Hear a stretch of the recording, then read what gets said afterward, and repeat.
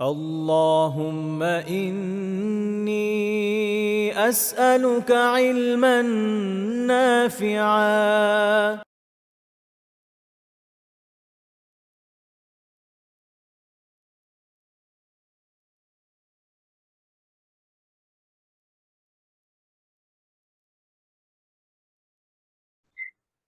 বিসমিল্লাহ ওয়ালহামদুলিল্লাহ ওয়াসসালাতু ওয়াসসালামু আলা সাইয়্যিদিনা রাসূলিল্লাহ রাব্বিশরাহ লি সাদরি ওয়া ইয়াসসির লি আমরি ওয়াহলুল উকদাতাম মিন লিসানি ইয়াফকাহু কওলি।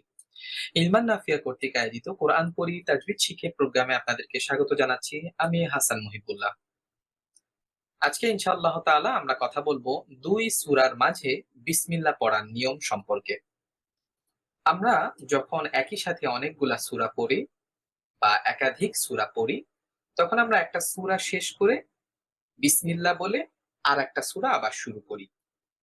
সেক্ষেত্রে কোন কোন পদ্ধতি আমরা অনুসরণ করতে পারি সে বিষয়ে আজকে ইনশাআল্লাহ তাআলা আমরা কথা বলব ইনশাআল্লাহ। প্রথমে আমরা জানবো যে কোন কোন পদ্ধতির মাধ্যমে আমরা একটা সূরা শেষ করে আরেকটা সূরা শুরু করতে পারি এবং এর মাঝে যে বিসমিল্লাহ এটা কিভাবে আমরা পড়তে পারি। প্রথম যে নিয়মটা সেটা হচ্ছে আমি কোনো একটা সূরার শেষ অংশ পড়লাম, এরপরে আমি বিসমিল্লাহির রহমানির রহিম পড়লাম, এরপরে পরবর্তী সূরার শুরুর অংশ পড়লাম।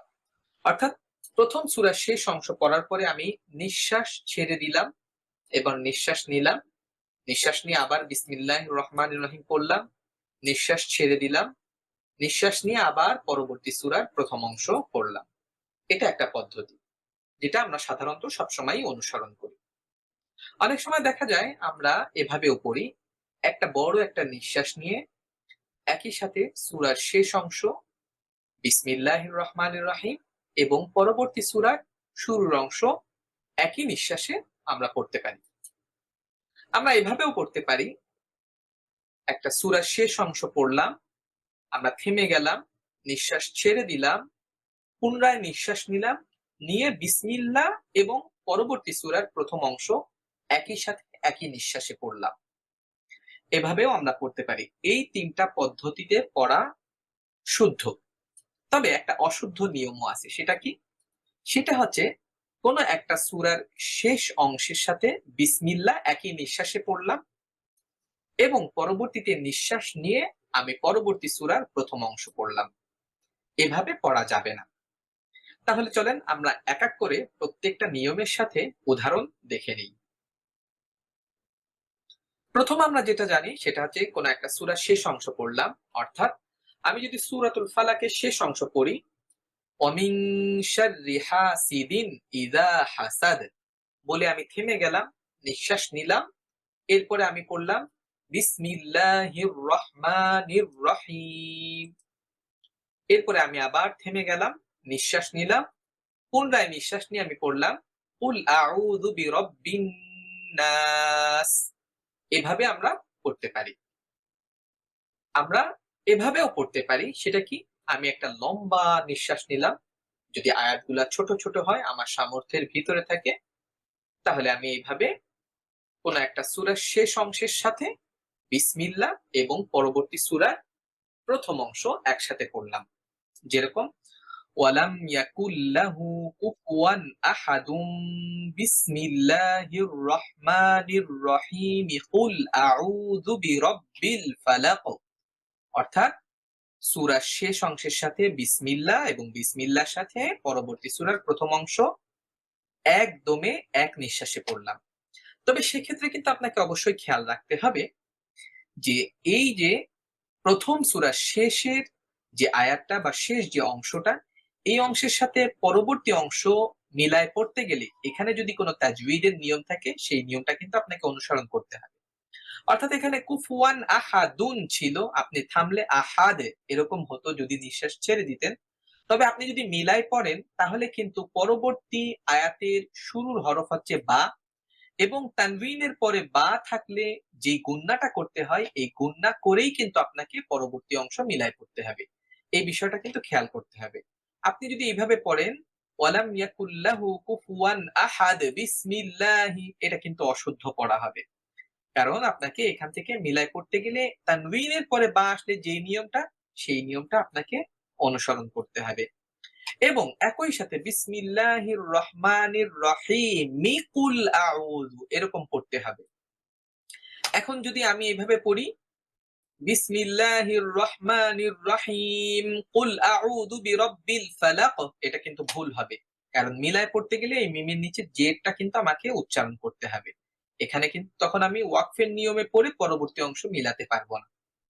আবার যদি আমরা এর আগের সূরায় খেয়াল করি, সেখানে কিন্তু আমরা দেখলাম এই সূরাটার সাথে এই সূরা যদি আমরা মিলায় পড়তে চাই, তখন কিন্তু ওয়ামিন শাররি হাসিদিন ইযা হাসাদা বিসমিল্লাহ হবে। হাসাদা, কারণ শেষ হরফে জবর আছে। আশা করি এই অংশটা আপনারা বুঝতে পারছেন। এখন আমরা তৃতীয় নিয়মে যাব, সেটা হচ্ছে সূরার শেষ অংশ আমরা পড়লাম, এরপরে আমরা বিসমিল্লাহর সাথে সূরার শুরু অংশটা পড়ব। যেমন ওয়ামিন শাররি হাসিদিন ইযা হাসাদ বলে আমি থেমে গেলাম এবং নিঃশ্বাস নিলাম, নিঃশ্বাস নিয়ে বিসমিল্লাহর সাথে পরবর্তী অংশ পড়ব। বিসমিল্লাহির রহমানির রহিম কুল আউযু বিরাব্বিন নাস, এভাবে আমরা পড়তে পারবো। এই তিনটা নিয়মে পড়ার নিয়ম আছে। তবে যেই নিয়মে আমরা পড়তে পারবো না সেটা হলো যে আমরা সূরার শেষ অংশের সাথে একই দমে একই নিঃশ্বাসে বিসমিল্লাহ পড়লাম, যেরকম ওয়ামিন শাররি হাসিদিন ইযা হাসাদা বিসমিল্লাহির রহমানির রহিম বলে যদি থেমে যাই, এরপরে পুনরায় নিঃশ্বাস নিয়ে কুল আউযু বিরাব্বিন নাস এভাবে পড়া যাবে না। কারণ অধিকাংশ আলেমের মতে যে আমি যদি এভাবে পড়ি তাহলে কোনো একজন শ্রোতা তার এই ধরনের সন্দেহ আসতে পারে যে সে যেহেতু একই নিঃশ্বাসে এই পর্যন্ত পড়ছে, তাহলে মনে হয় বিসমিল্লাহটা এই সূরার শেষ অংশ বা শেষ আয়াত। এই ধরনের সম্ভাবনা থাকতে পারে। এই সম্ভাবনা থেকে বিরত থাকার জন্যই আমাদেরকে এভাবে পড়ার জন্য নির্দেশনা দেওয়া হয়েছে। অর্থাৎ এই নিয়মে আমরা পড়ব না যে কোন একটা সূরার শেষ অংশের সাথে বিসমিল্লাহ বলে থেমে গেলাম, এভাবে পড়ে পরবর্তীতে আবার নিঃশ্বাস নিয়ে পরবর্তী অংশ পড়া, এভাবে পড়া যাবে না। বরং আপনি যদি নিঃশ্বাস আপনার সম্ভব হয়, আপনি একই সাথে ৩ টা আয়াত অর্থাৎ প্রথম সূরার শেষ অংশ বিসমিল্লাহ এবং পরবর্তী সূরার প্রথম অংশ একসাথে পড়বেন। যদি আপনার এটা সম্ভব না হয়, আপনি তো আপনার নিঃশ্বাস সম্বন্ধে জানেন, আপনি সেক্ষেত্রে প্রথম সূরার শেষ অংশ শেষ করে নিঃশ্বাস নেবেন এবং বিসমিল্লাহর সাথে পরবর্তী অংশ পড়বেন। যদি এটাও সম্ভব না হয়, তাহলে আপনি খুব সহজ করে পড়েন, বিসমিল্লাহির রহমানির রহিম বলেও থেমে যান এবং পুনরায় নিঃশ্বাস নিয়ে পরবর্তী সূরার প্রথম অংশ তেলাওয়াত করেন। এভাবে আমরা তেলাওয়াত করব ইনশাআল্লাহ তাআলা। এই নিয়মগুলো আমরা খেয়াল রাখব। এবার আমরা জানবো সূরাতুত তাওবা কিভাবে আমরা শুরু করব। অর্থাৎ আমরা যদি আজকে আমাদের পড়াটা শুরু করি সূরাতুত তাওবার মাধ্যমে, সেক্ষেত্রে আমরা কিভাবে শুরু করব? কারণ আমরা জানি সূরাতুত তাওবার শুরুতে বিসমিল্লাহ নাই। কোরআনুল কারীমের ১১৪ টা সূরার প্রত্যেকটা সূরার শুরুতে বিসমিল্লাহ লেখা থাকলেও এই সূরার শুরুতে কিন্তু বিসমিল্লাহ নাই। তাহলে এই সূরাটা পড়ার সময় আমরা কিভাবে শুরু করতে পারি? আমরা সাধারণ নিয়ম অনুযায়ী আমরা আউযু বিল্লাহি মিনাশ শাইতানির রাজীম বলেই সূরাতুত তাওবার প্রথম আয়াত শুরু করতে পারি। অর্থাৎ আউযু বিল্লাহি মিনাশ শাইতানির রাজীম বলে আপনি থেমে গেলেন, নিঃশ্বাস নিলেন এবং পরবর্তী সূরা তাওবার প্রথম অংশটা তেলাওয়াত শুরু করলেন। আবার আপনি চাইলে এভাবেও পারেন, আউযু বিল্লাহ এবং সূরাতুত তাওবার প্রথম অংশটা একই সাথে এক নিঃশ্বাসে আপনি তেলাওয়াত করতে পারেন। এভাবেও আপনি তেলাওয়াত করতে পারেন।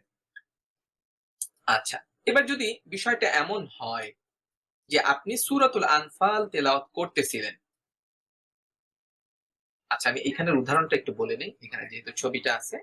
যদি আমি এইভাবে পড়ি আউযু বিল্লাহি মিনাশ শাইতানির রাজীম, প্রথম যে উদাহরণটা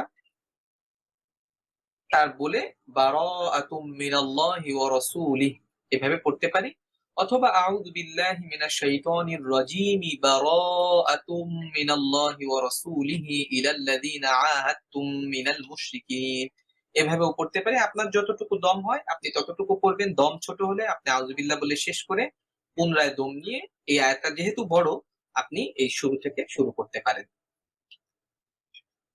আচ্ছা, এবার আমরা যাব সূরা আনফাল যদি আমরা শেষ করি, তাহলে আমরা যদি পরবর্তীতেই সাথে সাথেই সূরা তাওবা পড়তে চাই, তাহলে সেক্ষেত্রে আমরা কি করতে পারি।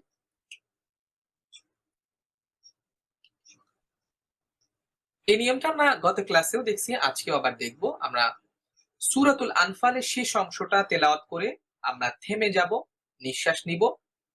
এরপরে সূরাতুত তাওবার প্রথম যে অংশটা সেটা আবার দম নিয়ে তেলাওয়াত করব।